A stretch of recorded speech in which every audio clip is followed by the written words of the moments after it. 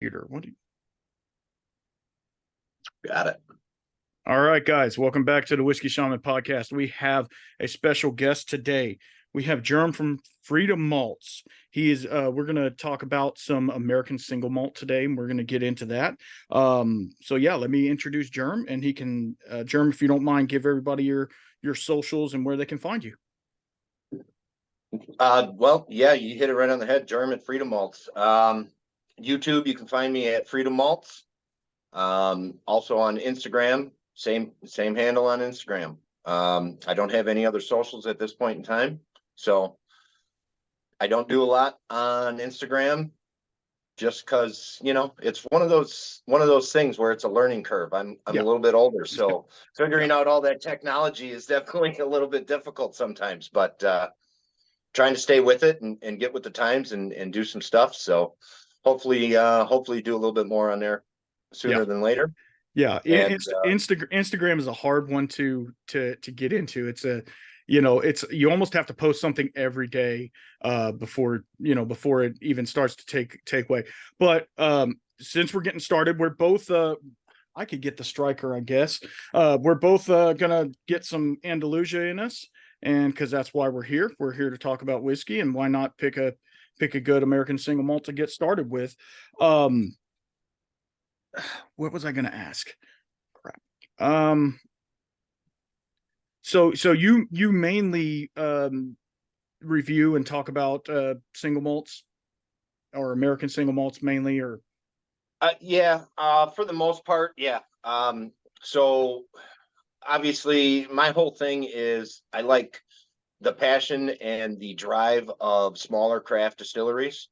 It's just I love that aspect of the whiskey business. American single malts to me definitely is one of the coolest things out there right now. Reasons being, nobody watching this was alive when the TTB decided to make the other American whiskey an actual category, right? So right, bourbon. Nobody watching this was alive when bourbon was made, right? right. So we get to witness this happening right now. Yeah, they're being a little slow about it. It's taking a little bit longer than I think it should, but it's the government. They don't work fast, right? No, they don't. But yeah, I mean, American single malt, it's single malt as a whole category has been huge throughout the world and growing rapidly through every country out there that you can think of. I mean, shoot, South Africa's even got a single malt. Yeah, I mean, how weird is that, right? yeah, it's pretty crazy. But I mean, here in America, obviously bourbon has been our thing. That's the quintessential American spirit. Man, this American single malt stuff is, oof, it's climbing the ranks real fast, and we are as a country making some fantastic whiskeys in that category. Yeah, yeah, we are. Yeah, we are. And the funny thing is, like, being in Texas whiskey, not just American single malt, but Texas whiskey in itself is 12, 15 years old. That's about it. There was some moonshiners and stuff back in the day that were doing some stuff, but it really started with like Tito's vodka. They kind of put Texas on the map for distilled spirits in general. And that was like 18 years ago. And Right. then everybody's like, oh, well, we can make a whiskey. And so there's some, and so to think that the American single malt is not that much older than that. I mean, I don't know exactly who was the first to make a single malt in America. I'm sure you would probably know more about that than I would, but like it's so fun to see, and they're doing so many cool things like with Andalusia. They're peating, using Irish peat to peat their whiskey. They're doing all sorts of crazy bottling things. It's just amazing to see these mainly craft distilleries putting out some amazing products. You bet. Yeah, I mean, it's as far as the first American single malt out there, the nod's got to go to McCarthy's over at Clear Creek. Um, they put their first whiskey in a barrel in 1992. Oh, wow. Okay. So, I mean, we're talking quite a while ago, right? Yeah. Yeah. Not too many people followed suit until we start getting into the 2003 range, Mhm. 2002, 2003 range with Stranahan's and a couple others that came on board around then. St. George Spirits out of Colorado or California. Also one of the first. I mean, if you're going to talk about the OGs of American single malt, St. George and Clear Creek are the leads there. St. George's first whiskey went into the barrel in 1997. So Wow. definitely been around for a while. And the mad push to make this a category started probably in about 2016. Mhm. Actually, I think it was exactly 2016 when the American Single Malt Whiskey Commission was founded. Right. So, And I know that Jared over at Balcones is one of the driving people on that, on the board or whatever over there. And absolutely. and he, what's funny, if you don't know the backstory of Balcones, we can get into that on another episode, but he was the one that was like trying to push this, especially in Texas, this single malt thing. And everybody's like, no, you need to do bourbon, you need to do, a rye, you need to do all this. And he's like, we will, we just got to perfect this single malt. And the thing that they were doing is they were putting the single malt in new oak, and it was like, it was totally changing the flavor profile of it. And then they started doing, releasing things in used oak. And then they, they do all those special finishes now, which is they're all amazing. And they were not afraid to put some stuff out at cast strength or higher than cast strength. Sometimes they're Right. hazmat, and so it's just really cool to see people this driven in a community, the whiskey community, the American single malt community. And then you get people like Westland and all those others that are out there. I'm of course I'm losing my mind on them right now, but yeah. And then as you look behind Jerm here, we have Lost Lantern and all of them that are doing independent bottling of these single malts. And it's crazy to see how in a short amount of time it has just grown and turned into this juggernaut in the game right now. Right. And you brought up Balcones. I mean, the American single malt is getting some recognition throughout the world. Balcones has won a malt whiskey award in Scotland. I mean, did that ruffle some feathers over there? I bet you it did. I'm sure. But to the point where one of the world's leading Scotch conglomerate companies decided that Balcones was something that they wanted to have under their umbrella as well, Yeah. And Remy Cointreau also, they're in the game as well with American Single Malt. Mm-hmm. They have Westland. Yeah. So it's definitely becoming recognizable around the world, and it needs to be a little bit more recognized in the States here, I think. I agree. I mean, don't get me wrong. I love bourbon. I think it has its place. It's obviously America's whiskey, and it's our own thing. Whereas like single malt, started not in America. So I Right. get why people want to latch on to bourbon so much, but bourbon has so many strict guidelines that you have to follow that it makes it kind of it binds your hand so much. Whereas if we could just put that in a used barrel, for one, everybody's talking about this barrel shortage. If we could just put it in a used barrel, it totally changes the flavor profile. I've had some bourbon mash bill whiskeys that are in a used oak, and they are amazing. I mean, they're just some good stuff, but we don't get to do that because bourbon has to be in a new barrel. So the fact that single malt can basically be in any barrel you want, I mean, that's one of the driving forces. And I think why more and more single malts are coming out there is because they're not, their hands aren't tied to the new oak. Now, Right. with the Striker, they use new oak for their stuff, but I don't know how much longer they're going to be doing that, because when I was talking to Moose the other day, he's like, yeah, barrels are getting hard to get a hold of. They're getting more and more expensive. So therefore that makes the bottle price get more expensive. So he's like, I don't know how much longer we're going to be able to do that. They do have contract for a number of years with this cooperage. So I think they'll be fine for the foreseeable future. But at the Right. same time, if it's, and they're a very small distillery, think about all the however many other ones there are in the United States. That's using a lot of wood per Yeah. day, I would say. So yeah, it's pretty crazy. You know, and to touch on that point as well, or to add to it, you know, Scotland making most, you know, all of their stuff, most of their maturation barrels come from our big distilleries here. So Yeah. Jack Daniels, Jim Beam, you know, so on and so forth. All of those big ones that everybody knows, those used barrels, once they made their bourbon, they get shipped over to Scotland, and that's where all of that wonderful Scotch gets matured in. Yeah.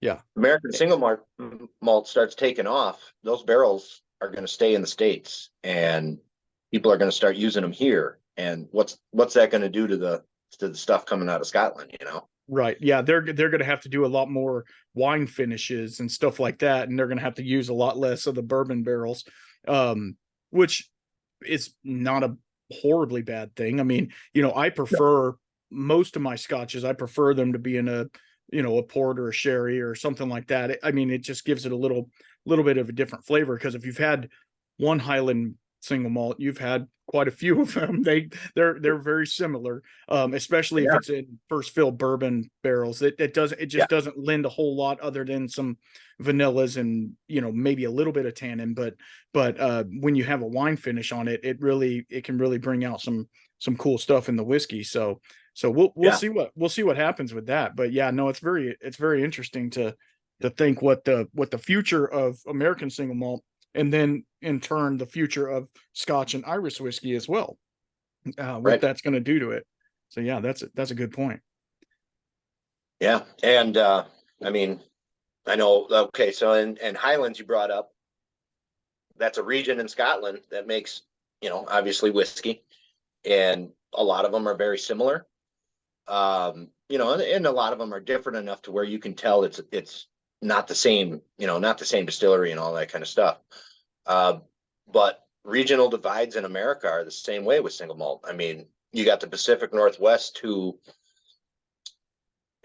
for lack of a better description, I mean, most of those guys making that whiskey up there come from a brewer's background, Yeah. where they were making beer, and craft beer scene exploded up in the Mm-hmm. Pacific Northwest when It it did. did. And a lot of those guys have now switched into making whiskey and single malt whiskey. And I mean, that's definite regional characteristic of the Pacific Northwest. Mm-hmm. You got the South and the Southwest, where like stuff like Del Bach and Colkegan, they're smoking with mesquite. I mean, that is Mm-hmm. a definite Southwest regional thing. And Mm-hmm.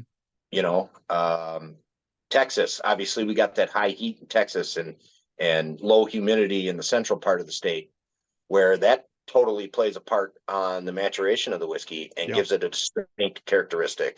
Mm-hmm. So I think after the category's made, I think at some point in time we're going to see similar things as Scotland has regions. I think we're going to see something similar to that here.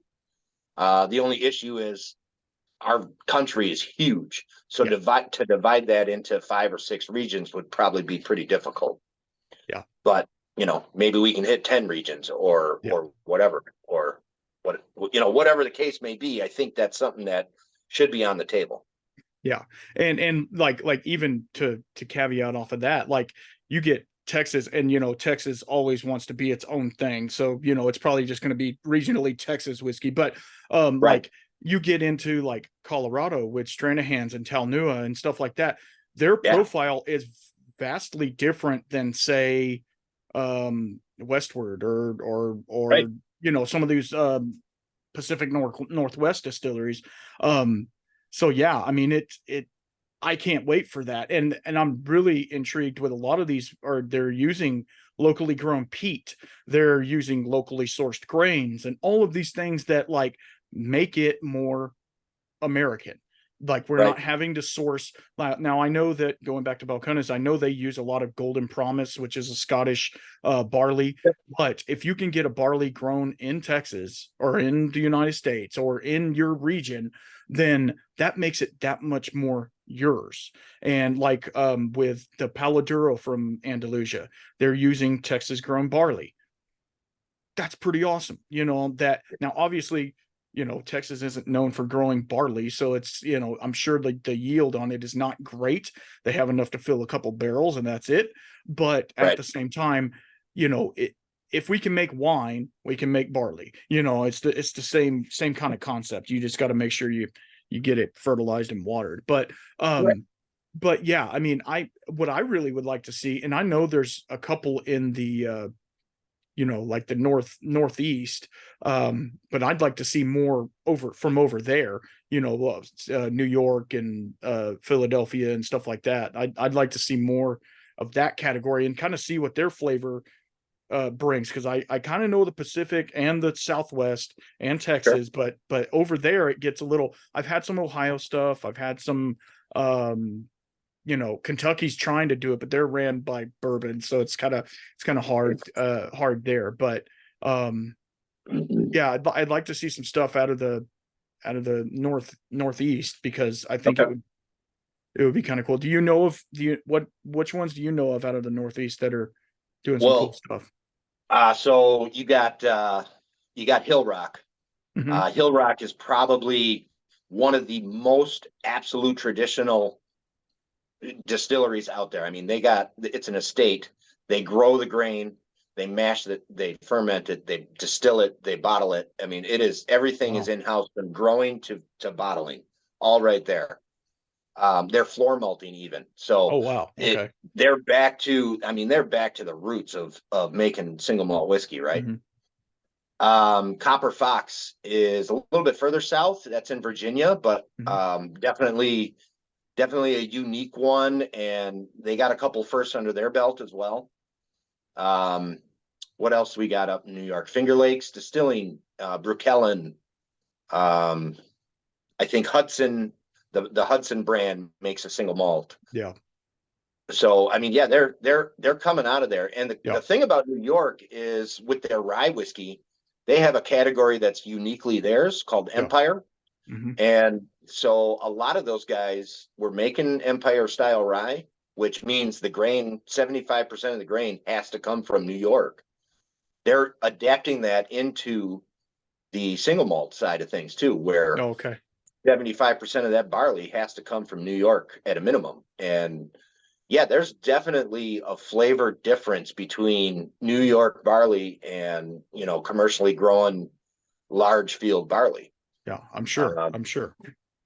I mean, touching on Copper Fox a little bit, their barley, the distiller went to Virginia Tech and teamed up with one single farmer at a farm and said, "We're going to go to Virginia Tech. I want them to develop a barley strain just for me and my whiskey."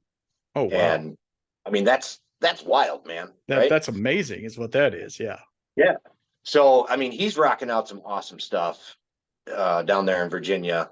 Hill Rock, I think, is if American single malt is anything that you're even remotely into, Hill Rock is one you definitely got to try. Um, they are very very good. So yeah, there's great stuff coming out of that northeast side of the states as well. So Yeah. That's awesome. and then we got that big old center section of the country, right?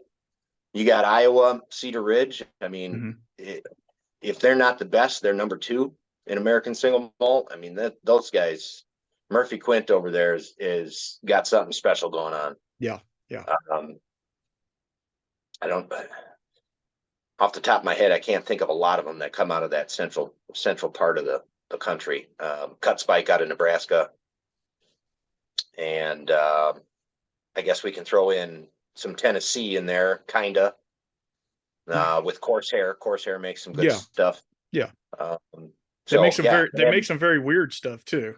they do, and Yeah. and that's what's cool about it. Yeah. You can make weird stuff because you have options available to you. No restrictions on barrel, no restrictions on still type.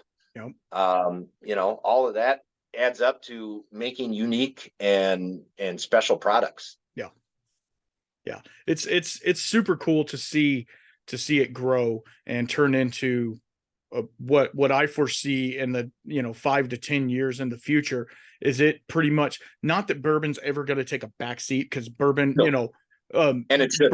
And it shouldn't. But like, whenever, like, let's say you're doing a whiskey tasting for people, like, I always bring Andalusia. I always bring one. I don't care if we're doing high end bourbons. I always bring an Andalusia, or I'll bring a Balcones or something like that. I always try to introduce people into the single malt game.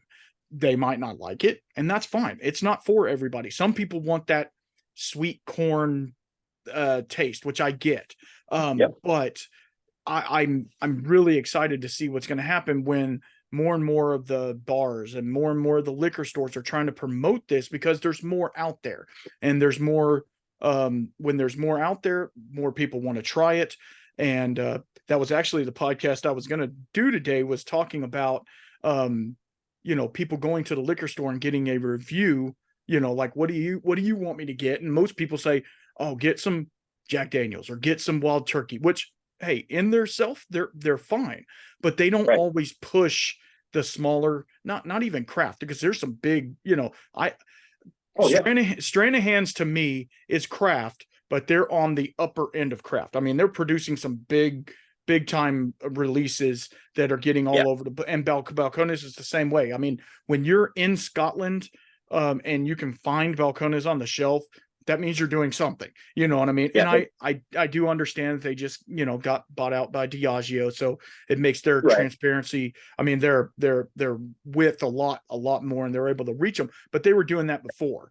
And so just to say, now, obviously they have awesome distribution, and it's all because of their business plan. And I'm not knocking that, but that's the thing. If you can compete with the scotches and stuff like that, because most people think of single malt, they think of a peated scotch. That's what they think of, and which that's not the case. I mean, you and I both know that there's some American single malts that taste more like a bourbon than you would even know. Like, there's the bottled and bond Andalusia.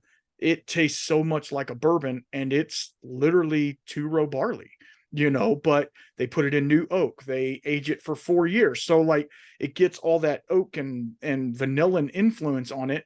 And yeah, I mean, it's really crazy to think,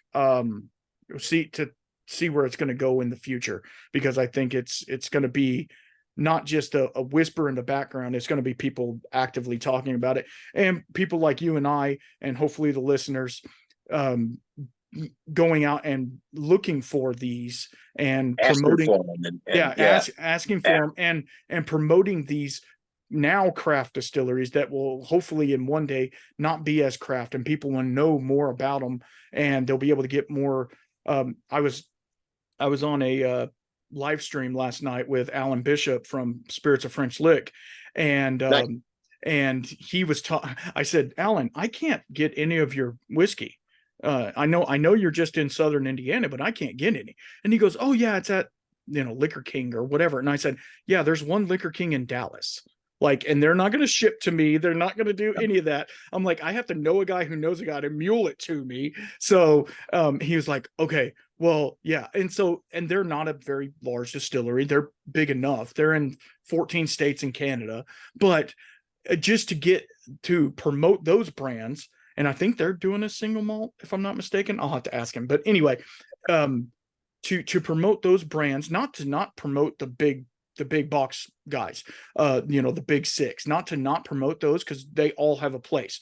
But at the same time, to keep these smaller craft distilleries going and spending your money there, especially going to the distillery, doing the distillery tours, getting the cocktails, buying the t-shirts, even, stuff like that promotes them and makes them thrive to where they can create better products for you. And that's one of the things that I, on this channel and everything that I try to do, is uplift all of those I hate to say the little guys, but uplift the little guys and give the big guys their due diligence, but uplift the little guys and try and give people options for, hey, if you like Blanton's, you might want to try this, or hey, if you like, Lefroy, you might want to try this, peated whiskey or whatever. So Right. yeah, that's, sorry, rant over. No rant. I mean, that's you're hitting the nail right on the head there. Yeah. And to add to what you said, you can't get French lick down by you. And, the guy says it's in a liquor store in Dallas. Okay. One of the things that I feel that could really, really help some of these smaller and not even the smaller ones, but, the level of distribution or the availability to have an online store and sell and ship straight from the distillery. Yep. I know you have touched on this in a couple of your other podcasts with that 3-tier system. Mm-hmm.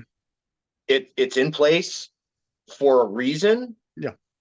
The reason may be a little cloudy. Yeah.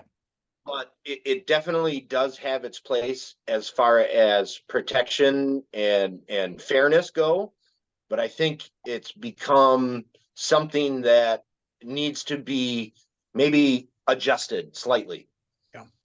And the shipping laws and so on and so forth could maybe be, I'm not saying completely gotten rid of and all of that, right? But definitely changed up a little bit so that some of these things are more available to more people across the country.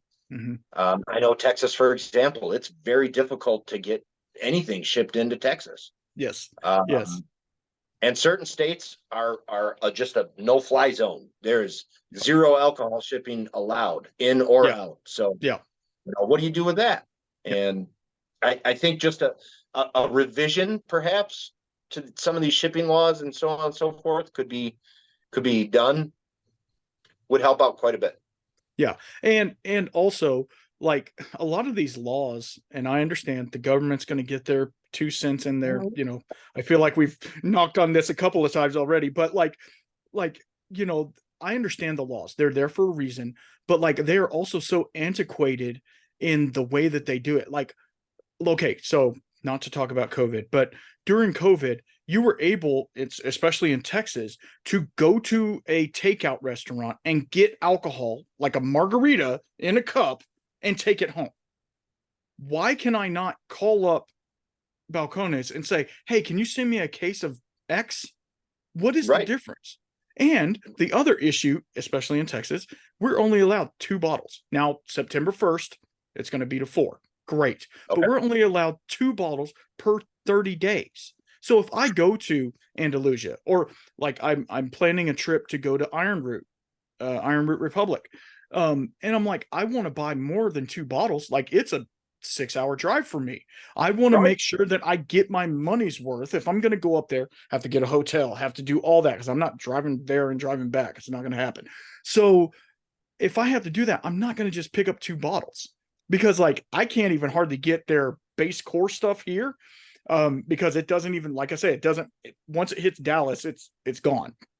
There's some in the Total Wines, maybe, but good luck with that. As soon as they come in, they're gone. And unfortunately for me, I live in a smaller town outside of a big town. So like, it's an hour drive to San Antonio or an hour and a half drive to Austin. And then once I hit the Total Wine, even if I'm there first thing in the morning, it's all gone. So I can't go to the distillery and pick up, not that I want to have 10 bottles, but at the same time, what if they have a special release? They have a cask strength, they have a barrel pick, they have all of these things that, like, oh, this would be really cool in lineup, or this would be cool to have maybe I want to get one for my buddy. Maybe you want one, who knows? I can't do that. Now they do kind of work around it. I put my wife's name down or something like that, but we shouldn't have to be trying to skirt the line. We should just be able, if I go to the distillery, I should be able to get a few bottles. Like, I'm not saying walk out with a barrel, which I probably could do that easier than getting 4 bottles. But anyway, but it's like just changing and adapting the law a little bit to the consumer, because they're going to get their money either way. It's like already being taxed on the barrel. They're being taxed on the bottle. They're being taxed on the distribution. They're being taxed at the liquor store. And then I'm being taxed by purchasing it. So it's like you're getting your money no matter what. We're just cutting out one middleman. Yeah. That's there's already three middlemen already there. We're just cutting one of those guys out. Yeah. So I don't know. I think it's gonna change? I don't. Only because, especially in Texas, because we're lenient on a lot of things, legality wise, but there's some things that are a no-go. And Right. I think they're going to stay that, even if we were to change, governors or change, policy or whatever, it's going to be a thing for a long while. And we just have to understand that. And I'll just have to, talk to people like you said. You're coming down in a couple months. I might just have to say, hey, if you find any of this, pick some up for me or something like that. Which Right. it sucks that we have to do that, but at the same time, I want to be able to share this with everybody as you do. And if I can't get bottles, like my buddy, I guess he's my buddy now. My buddy Christopher Conrad, he's taking over Bad Motivator barrels for Ben. Anyway, if you saw my last one, you'll know what I'm talking about. Unfortunate. Yeah, it is. It is. But they're in Oregon, and he's like, I cannot get Andalusia. Can't get in because they don't ship that far, right? He goes, right. Would you want a bottle trade? Because there's some Oregon distilleries up here that I would love to give you some of their single barrels or whatever. Would you want to do a trade? And I'm like, hell yeah, let's do it. So we're working on that. So it's like, and I guess for me and for you and whoever's listening, it develops a relationship, which is fine. That's cool. But also, we shouldn't have to do that. I should be able to call up a Oregon distillery, Westward or whatever, and be like, hey, I need a couple bottles. Can you send them to me? No problem. Get it done. But we can't do that. And unfortunately, me talking about it on this podcast isn't going to change anything. No, it's not. And at the very least, go to your favorite retail liquor store and be like, hey, I'm really interested in getting this. And the guy goes into his computer. Yeah, I can't get that. Well, why? What? I mean, he's a liquor retailer with a license that has paid for that license to sell liquor. Yep. Why can't he get stuff from a distillery that's not on his list, right? Yep. I just, and I'm not talking about allocated bottles. That's I'm just talking about, I heard about this distillery. They're over here. They're a little bit smaller. Can you see what you can do? I mean, I just, that's the kind of stuff that I think needs to be changed, Yeah. And I think by us talking about it, it puts a bug in people's ear. And one day, or hopefully soon, somebody will hear what we're saying and be like, yeah, that is shitty. Why are we not doing something about this? And somebody with the power to do it, because I've signed petitions, I've done all of this stuff, especially here in Texas, to change these laws and to do these things, and not to get, down that rabbit hole, but like, they take what you say, but they're going to do what they want to do anyway. So at the end of the day, it is what it is. You just have to deal with what we got. But hopefully somebody will hear what all of us, and I mean everybody. I see you have the Crowded Barrel thing on your desk, so their trials and tribulations that they've had to go through in building their distillery and trying to get shipping and trying to get to people. They have people wanting their product so bad that, like, it sells out in the Patreon in 20 seconds. You can't get bottles for it. They're having people literally breaking the door down trying to get to them, and it's all because of distribution. They cannot get somebody to distribute their product, and which is horrible. It's horrible. Why can't I get somebody to distribute my product? Well, you don't have enough to fill 18 pallets or a 18 wheeler full of whiskey. You have 2 pallets, and I can't distribute that. If it's not, Jim Beam or whatever, I can't even distribute it, which I'm like, well, that's not what we want. So yes, luckily for me, I can go to the distillery and pick it up. But at the same time, it's like, you're trying to get product out to people and you can't even do it. You can't do I mean, it's like bashing your head up against the wall trying to get Yep. this stuff to Yeah. make any sense, and it doesn't. It doesn't make any sense, but apparently to somebody it does, and Yeah.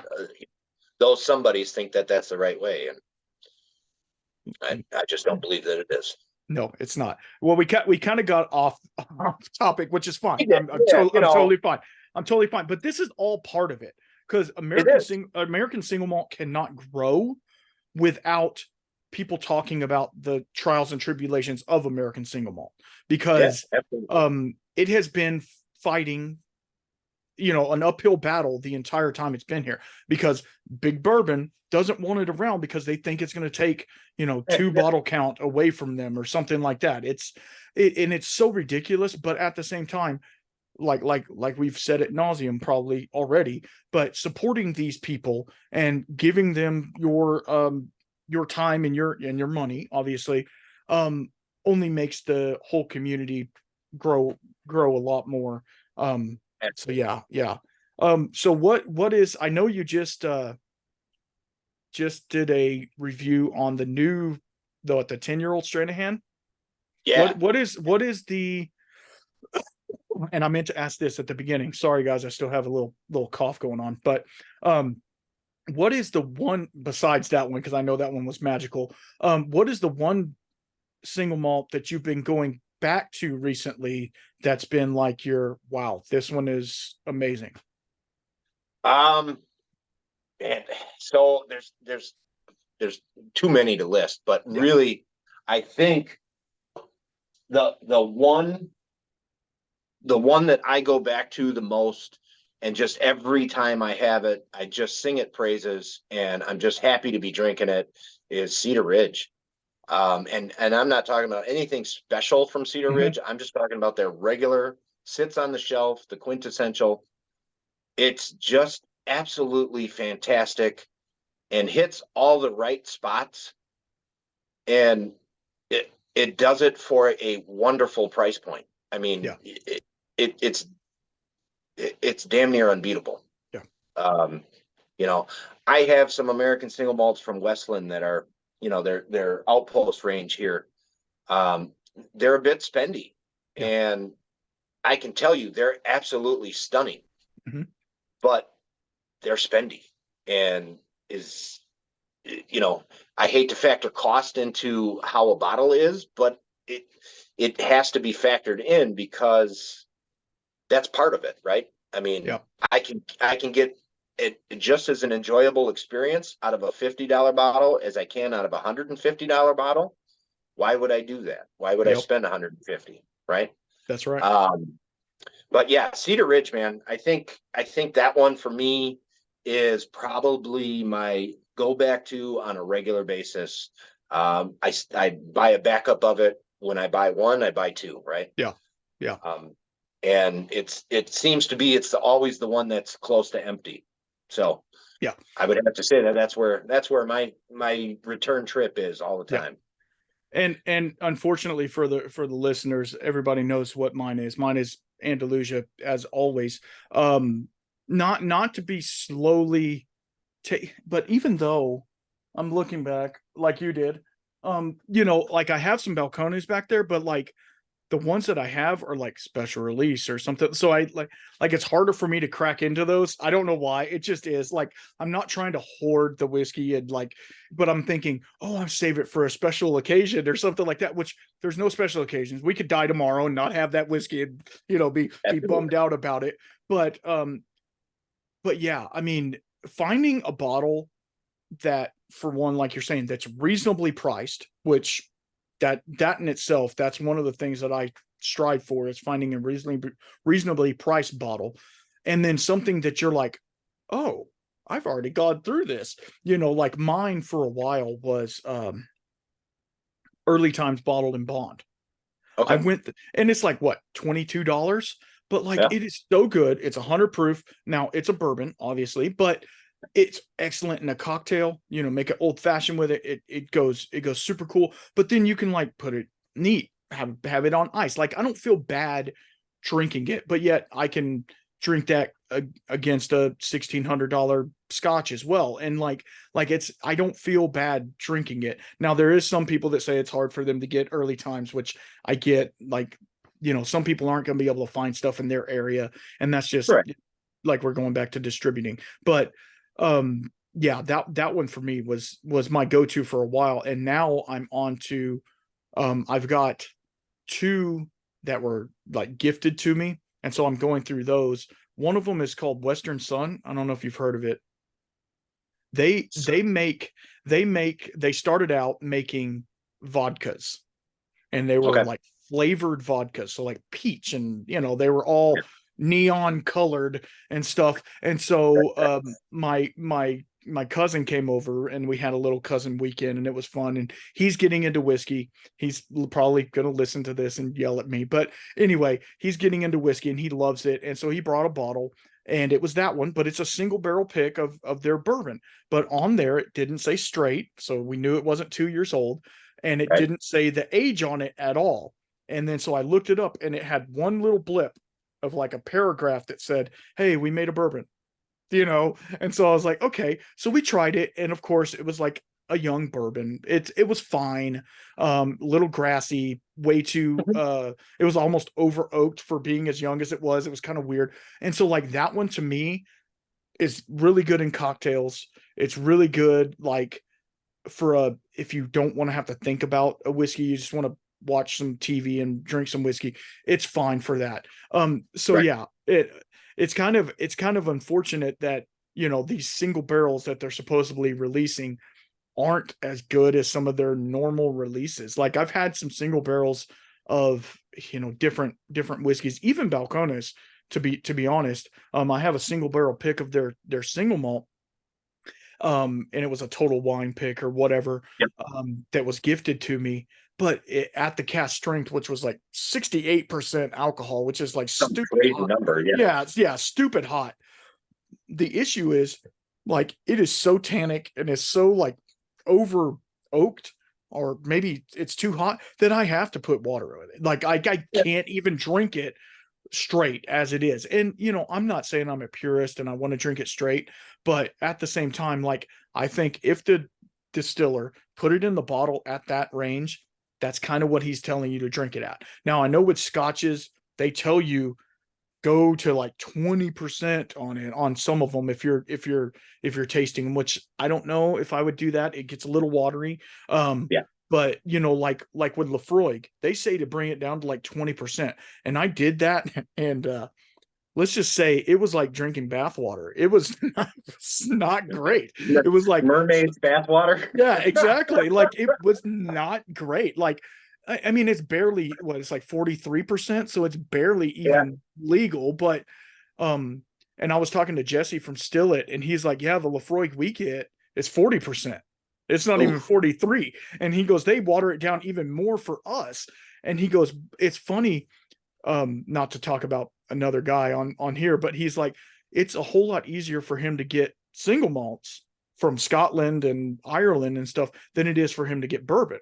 And so he's like, I have so many single malts, I Yep. just don't have any bourbon. So whenever he comes to America, he's constantly, grabbing bourbons off the shelf, In a because he's like, bourbon frenzy. Yeah. yeah, Right. exactly. Because he's like, I don't get this. He goes, I found a bottle of Buffalo Trace or something like that. It was like $120, and I was like, no, there's no way I'm paying that much for Buffalo Trace. And it's I don't know what their currency is over there. It's not Australian dollars, is it? No, it's not. Because It's he's in New Zealand, right? correct. And so it's like Yeah. $1.5. So it's $1.50 of what, so like is a lot of money. It was like, $180 or something like that for it. So yeah, stupid, Still way stupid too expensive. Yeah. Yeah. Okay. So high. I see you have, I'm not going to keep you all day. I know the little behind the scenes stuff. Jerm had texted me about Andalusia, something about Andalusia.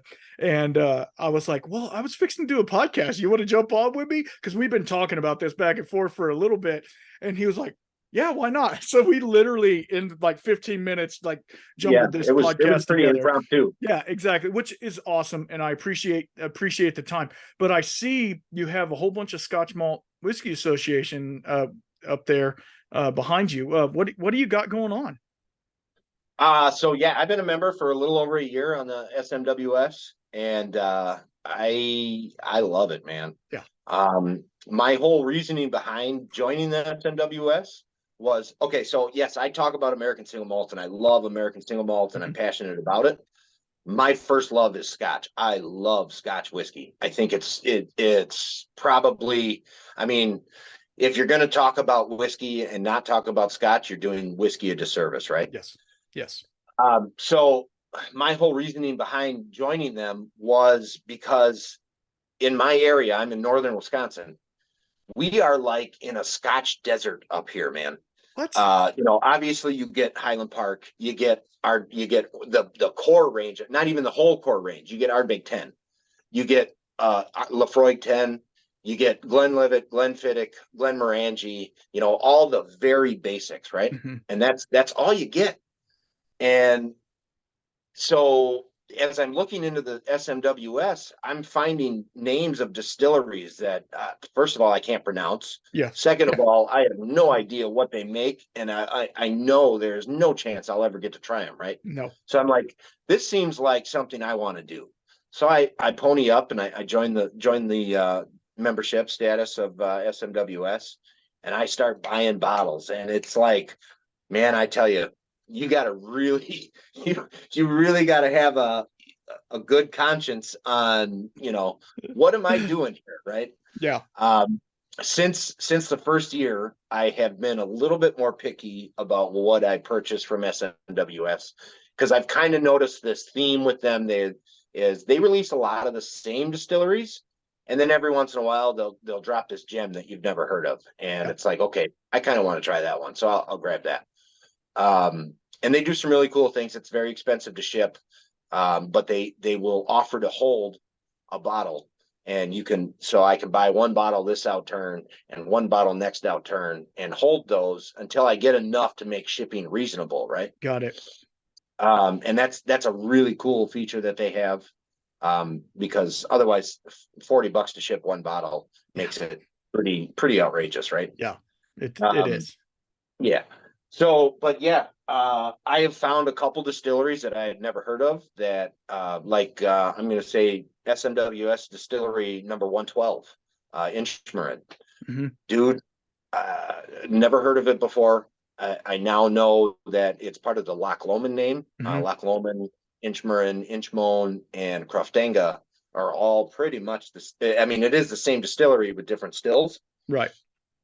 And, man, I just love that profile. The still signature on that whiskey is fantastic. Yes. And when they release a 112, I pay attention. And I've got 3 of them sitting up here right now. One of them at a 25-year-old, one at a 16, and one at a 19.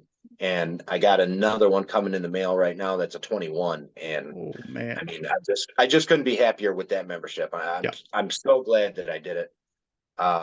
Plus, I've gotten to try some other stuff. So SMWS also, let's take this back to American Single Malt.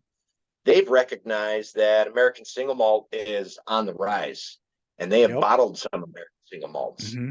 And I think the cool thing here is the tasting panel that puts out, that says, okay, this is what we're going to bottle right now. That it's a panel of people, and it's always the same people that choose these things and choose the names and all of that.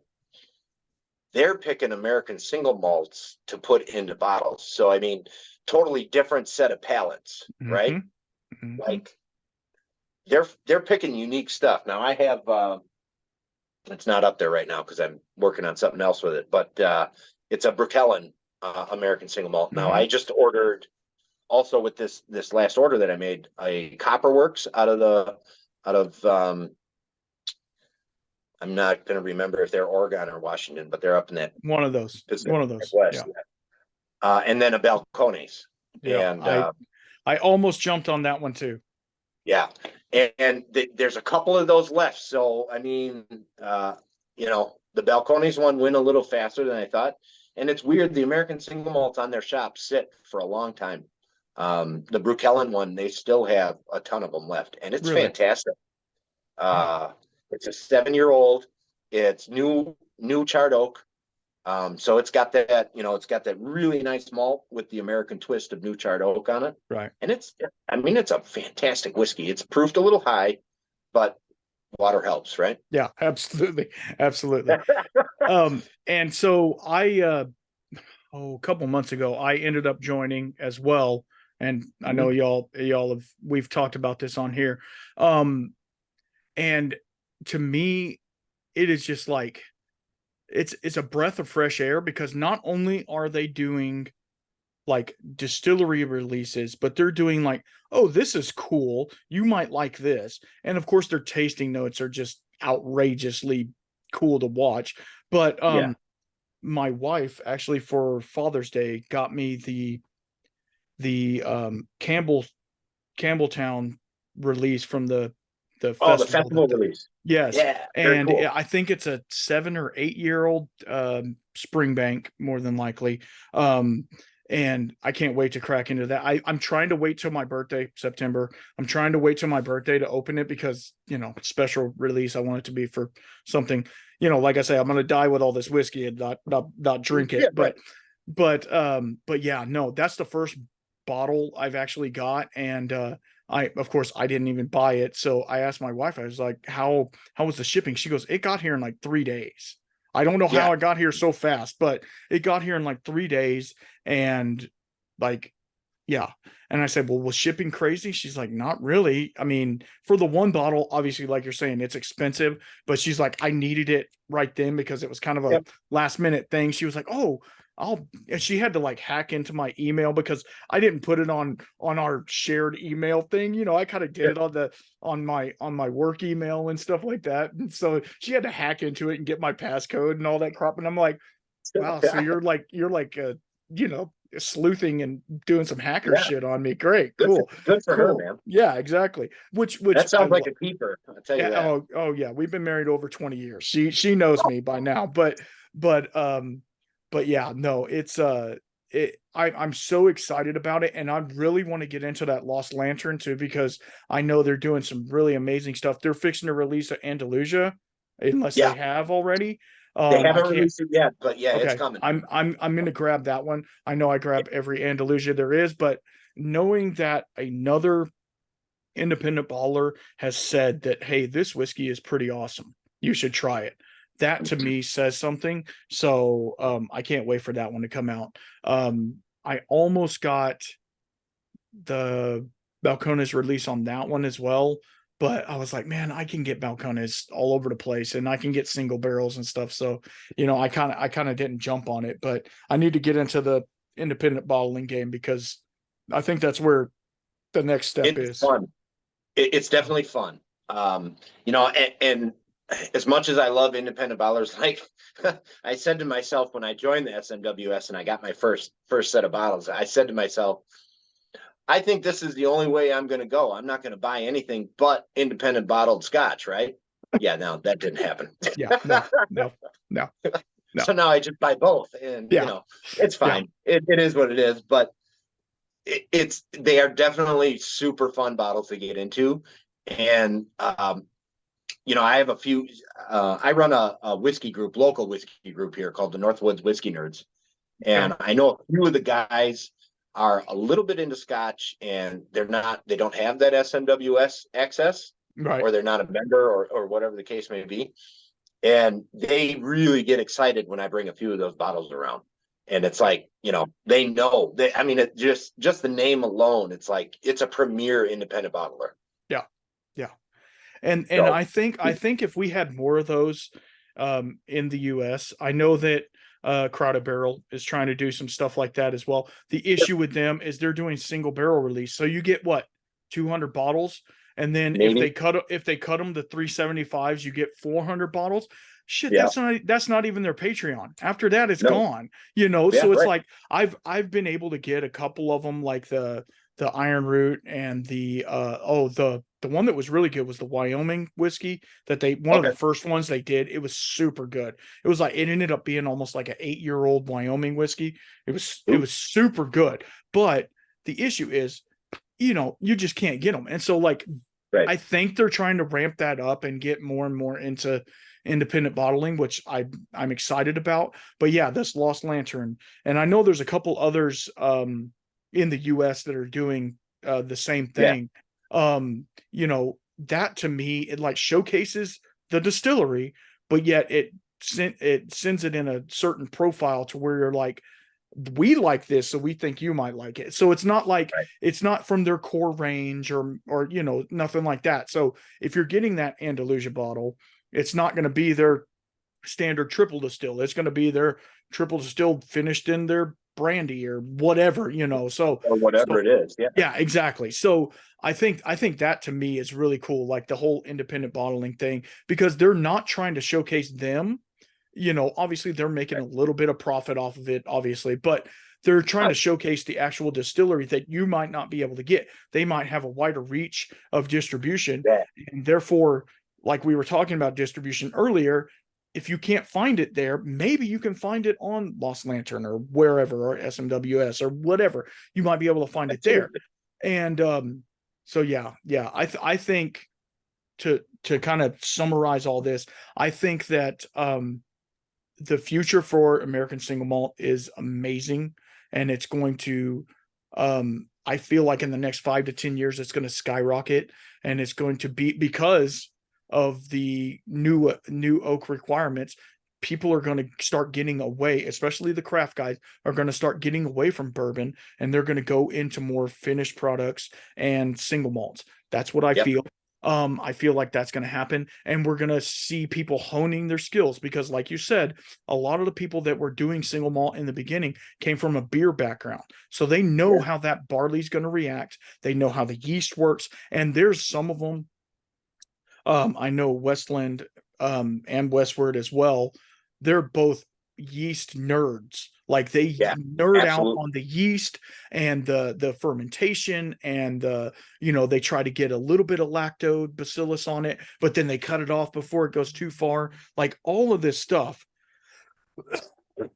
So it's like they're nerding out on this thing, whereas some of the other distilleries are just like making a product, getting it out of there. You know, so it's really cool to see the American malt category kind of go into a new frontier, if you want to call it that. Sure. And I'm really excited, and I know you are as well. Oh yeah. Okay, one last question before we go. Um,